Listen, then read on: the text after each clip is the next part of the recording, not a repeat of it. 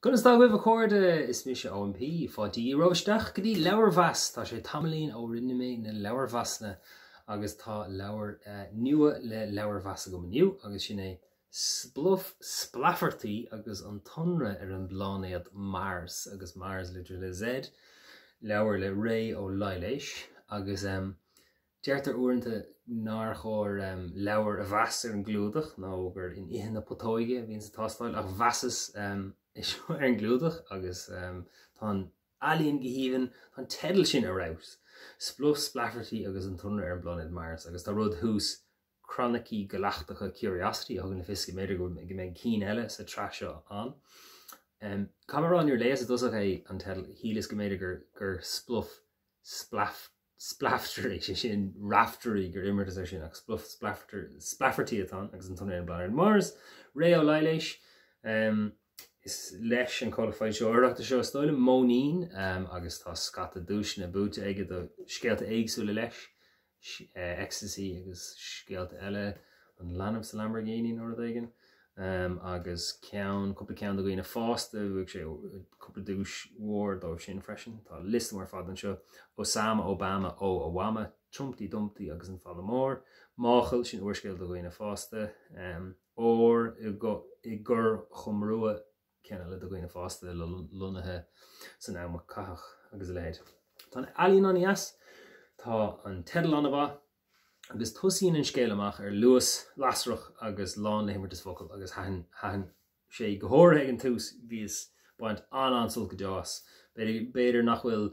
cuid an insint beidir sa lár ar an sé beag an níos muile agus beidir nach chu sé chohachtú céine ach níor thosaíonn tú an leabhar bhain fa ansúil as an insint agus an luas atá faoi. Is leabhar é do fáistí atá is dócha páistí is an céníos beidir go déanach ar an meánscoil nó go lua ar go déanach ar an monscoil nó lua ar an meánscoil. Uaireanta tá sé dechar rá céin sais aimid a bhainadí se sa lehéad. Sin bhfuil tá reinfád an churachan an sais timmirtas focail agus an sprí an The Hitchhiker's Guide to the Galaxy a gcuine dit agus deirn bhfuil sé sin I gú mar bhfuil sé chun tosaigh in intin an údar bhfuil sé I gúil intin an údar tríd síos. An cheistí neadar cé có hirúnachas tá sé do fáistí dó ag tríd ag rud ag mar sin beidir beag an níos óige fiú. Beidir go meach dacrach acu le chuid den tanga an. Ní dóilm go inan an túidir mór an de iirecht an tanga inan ní sin blí tá sais glúis sé gúil an leabhar agus tá cuid tá an glúis ceirech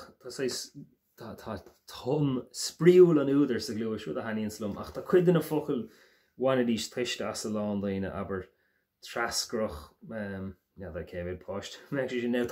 tá sé sa chuirsí a d tá focail amháin nó terma amháin an na ús líonú ní is an céim bonus atá leis ní agam techt ar níor higus é I ggóthaíocht ní an cadéad a gceis leis. Ach an sin tá coppla terma agus dtíach má tú scríomh leabhar de fáistí sílim méidir gur bhíú roinnt den termí casta. Sílim bhfuil an focail trodáin, trodáin, filtán pop air. Well tá focail a going ar a lehéad agus cóad atá agus ní bheith sé sinrálas ag páistí scoile ach tá sí chun casa le héon terma a chilíonn folder is cód a bheith an seachas trodáin agus bar a bhád trodáin achant agus dúr cód agus is dóilm. Agus do cúpla mar sin ná hebh na tangaide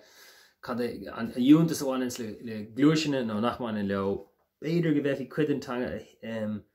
ní a híimplú ach nach meach sí có crochta sin agus tá cuid an immertas focail braham bhí méidir go meach dúláán anna bhór an do fáistí scoile. Ní sin cad hí a héin faoi. Tá a lán sais immertas focail idir rover agus drover agus curiosity kill the cat. Cuid an immertas focail sin na méle tá chuirsís an ar na charachtar seo ar bhars le Z agus an tanga tá cogs an cultúr tá cuide anagranar tá rudí spéisiú le thorlú go háir an tús glúisin sé gur luas lasar chan sin go mórlam. Beidir gine mín beagáín den teannas as an insint sin sa lór ach fós tána léráidí go háling agus tá an timmirtas focail aber talán daine sais bhfuil zedine in an anamnach nó tá zedine ins na termí rudí atá có. Beidir nach sé sin cógranar éis an joke a chlos roiintá uanta hena. Ach fós tá sé granar ag an tús agus tá áisina an bháinna goir asad agus hahan an scéalum. An príomhcartain an duine seo Spluff Splaifeirtí, ní is an bhaim réiteach ráhá céan fá go dógatar é go Marz a riamh agus an sin bíonn sé an agus ní cosú gur go sé chotóga sin le fille an dahan beidir go réitidir uair aigen stig. Agus an sin faidir amach faoin ggóchéala gháir seo atá ar bun idir roinnt den na Marzínig agus daoine dahan agus tá si chun séhrú a dhéanamh ar bhars a bhaile mínadóireacht agus rudí áil an dahan.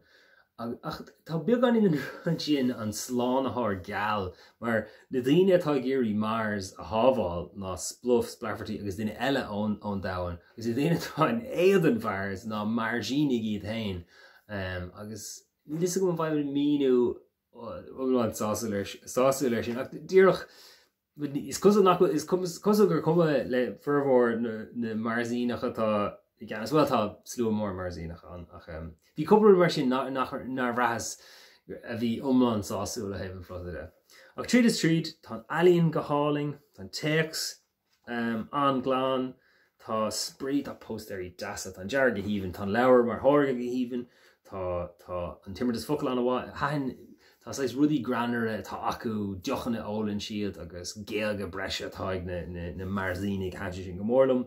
agus rudí éagsúla faoin cultúr. Ach céim fágad éon Spluff, céim fágad dótar é go Marz ní línas ag bhfuil freigar ómán sása fáite go mar sin, agus céim fánach mén si gur fille ar an dahan, idir a go macéir. Ach, bós hain bhanas soltas agus an tedal sin, an tedal arás.